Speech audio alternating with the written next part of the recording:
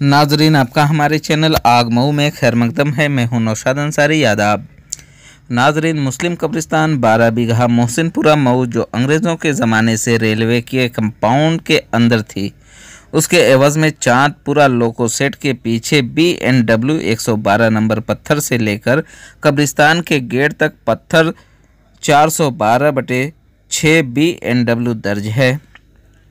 Railway के नक्शा के तहत 1932 में भी दर्ज है और बंदोबस्ती नक्शा जो यूपी सरकार का है, उस नक्शे में भी वो रास्ता दर्ज है। और हम लोगों का मुतालबा है कि जब से ओवरब्रिज मुंशीपुरा बना है, उसके बाद से वहां पर रेलवे लाइन क्रॉसिंग को बंद कर दिया गया, जबकि उस पटरी पर आजमगढ़ और बनारस की जानिब से ट्रेनें मऊ के लिए आती हैं और जाती भी हैं। और हम शहर के मगरबी हिस्से की जानिब से जनाजा लेकर सैकड़ों और हज़ारों की तादाद में आते जाते हैं।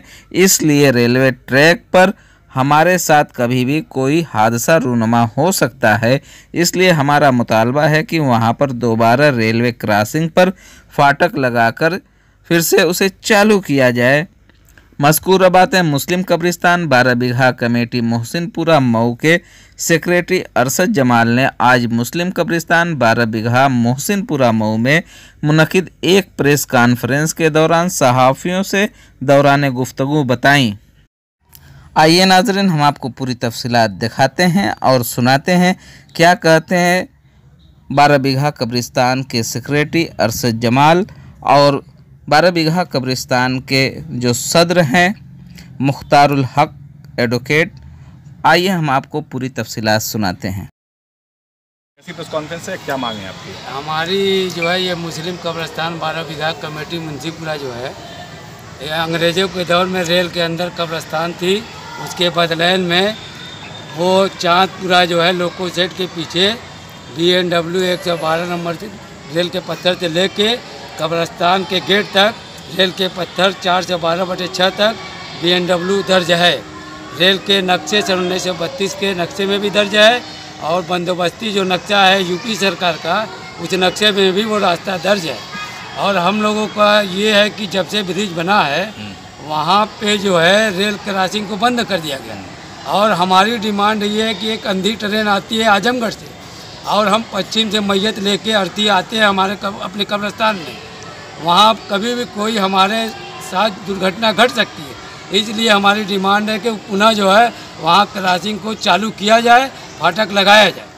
यही हमारी डिमांड है। और उसमें रेल के अधिकारियों को हमने लिखा, जैसा कि कई मरतबा अतिक्रमण भी हटे और DRM साहब की एक चिट्ठी आई। हमने प्रधानमंत्री जी को एक लेटर लिखा था 2017 में, उनकी चिट्ठी आई कि आप DRM वाराणसी से संपर्क करें।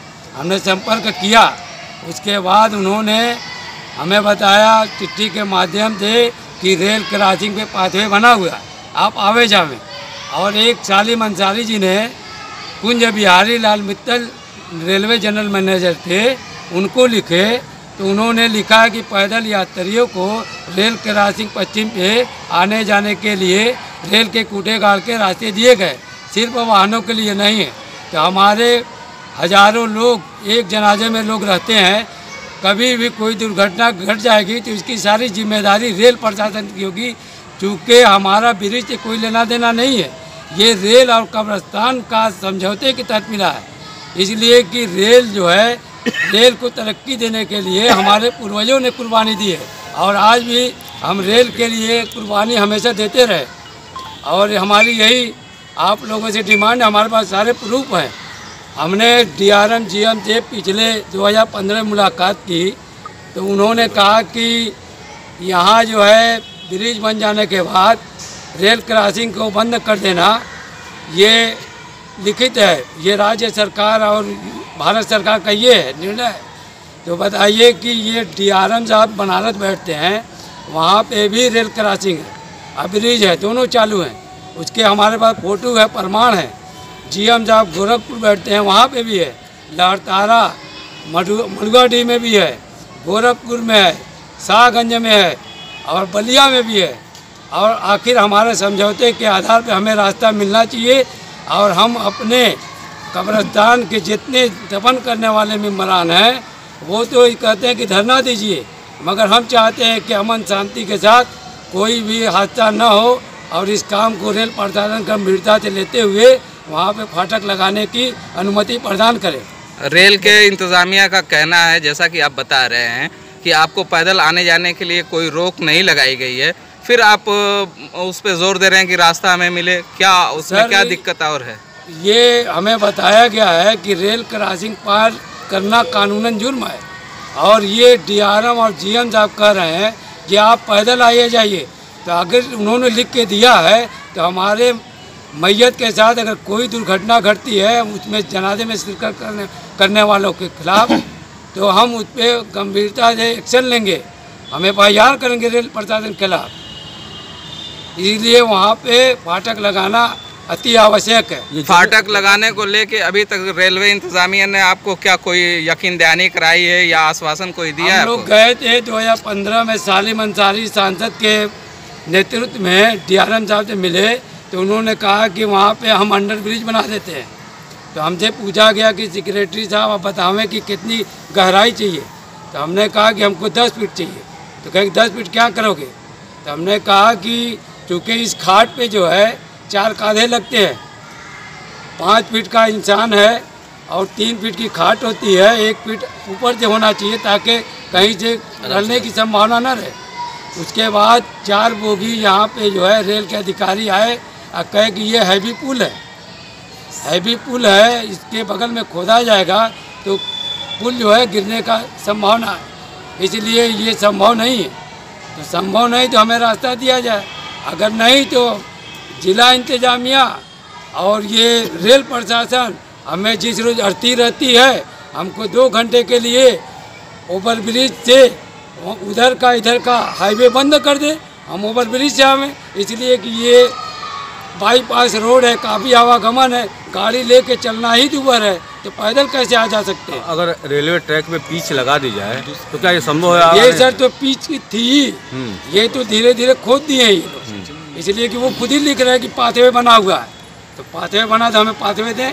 एक सवाल ये है कि कल रेलवे के जो अफसरान हैं वो आ रहे हैं मऊ में, तो क्या आपकी जो कब्रिस्तान कमेटी के जो मेंबरान हैं वो उनसे मिलेंगे इस मामले को लेके? जी सर, उनसे मिलना है, हमें आश्वासन दिया गया है कि ये अधिकारी जो है जीएम साहब और डीआरएम साहब बहुत गंभीरता से हर चीज़ को देखते हैं। जैसा कि हम लोग जो है अभी ये प्रवेश द्वार है मुंशीपुरा ओवर ब्रिज के नीचे, हम लोगों ने ट्वीट कराया था, उस पर उन्होंने एक्शन लिया और उस काम में जो है कुछ तेज़ी आई है।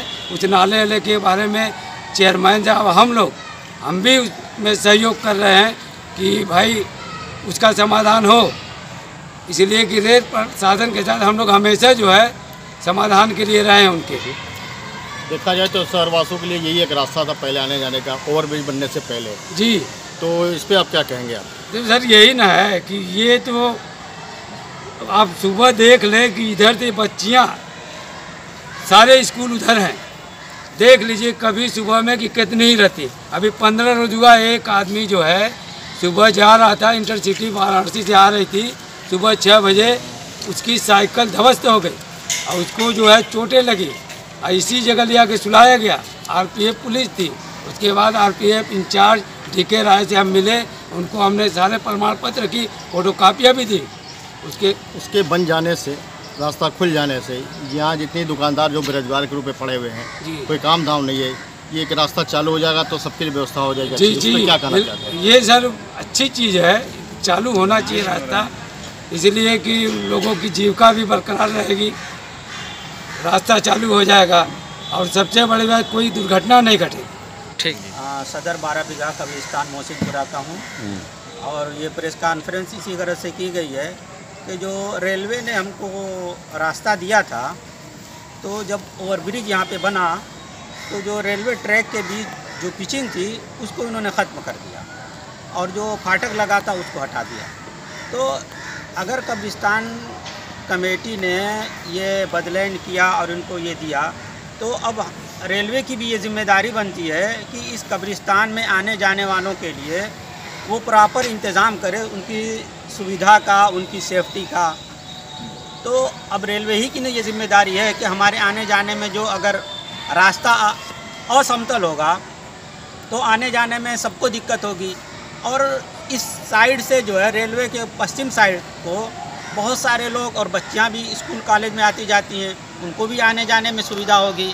और फाटक लग जाएगा और रास्ता समतल हो जाएगा तो शहरवासियों को, दूसरे लोगों को भी आने जाने में भी सुविधा होगी। और तमाम अगर रिक्शे गाड़ियां भी चलने लगेगी इस पर, तो जो इधर के दुकानदार हैं या आवाम जो है जो पश्चिम साइड से पूरब साइड आते हैं या पूरब साइड से पश्चिम साइड जाते हैं, उनको भी आ जाने में सुविधा होगी और आसानी से आ जा सकेंगे। चल